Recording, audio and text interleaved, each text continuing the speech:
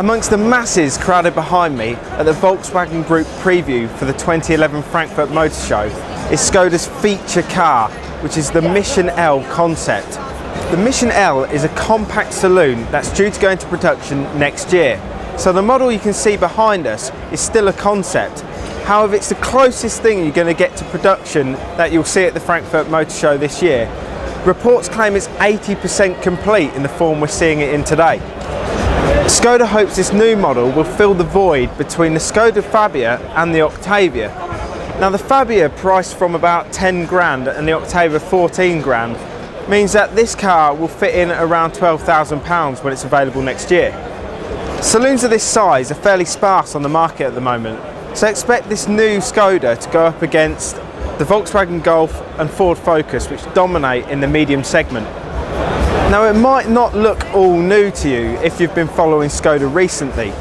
It shares much of the same design cues as the Vision D concept that we saw earlier this year at the Geneva Motor Show.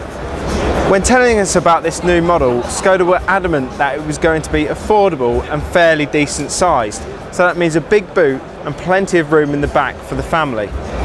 You can find out more about Skoda's Mission L concept and all the other cars featuring at the 2011 Frankfurt Motor Show by logging into which.co.uk/cars.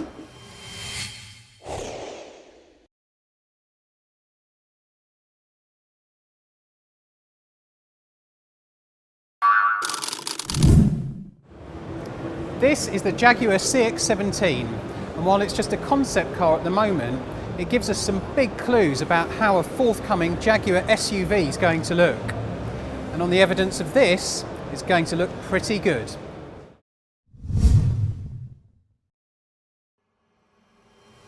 This is the first time Jaguar has produced an SUV in its 91-year history, and it's sure to upset a few of the traditionalists.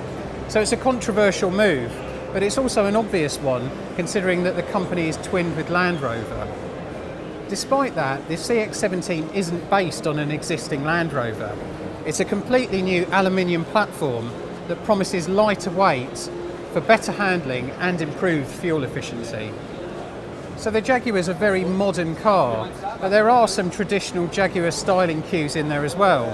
Check out the front and rear lights, which echo the F-Type, and the upright front grille, which is similar to the larger XJ saloon. There are also some very muscular wheel arches covering 23-inch alloy wheels, although don't expect those to make production. The interior though looks very modern indeed. There's leather but definitely no wood, and there are central touchscreens for most of the controls rather than lots of buttons on the dashboard. There are also 4 seats and a largish boot, although you wouldn't want to put your dog in here. There's no word yet on what engines the C-X17 will have, but expect some relatively efficient diesels, a V8 supercharged petrol and possibly a hybrid. Jaguar's got massive plans for expansion over the next few years, including an SUV something like this and a smaller saloon car to take on the BMW 3 Series. It will be fascinating to see what they do next.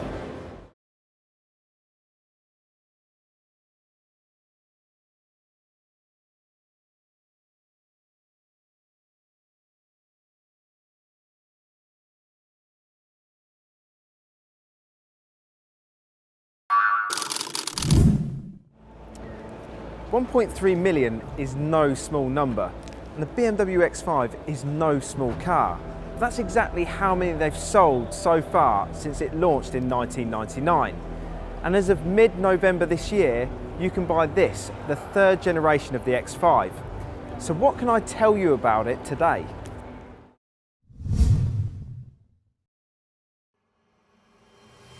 Clearly, it's still an X5, but BMW is saying it's the most aerodynamic in its class. That means there's some seriously big, boxy 4x4s out there. It's also claimed to be the lightest in the luxury SUV segment, and you know what that means. Lighter equals less fuel use. The S-Drive 25D claims to return 50 miles to the gallon and less than 150 grams per kilometre of CO2 emissions. But if MPG is less important to you than 0 to 60, then there's a new 4.4 litre V8 petrol X-Drive 50i just to whet that appetite. 5 engines in total will be available from launch.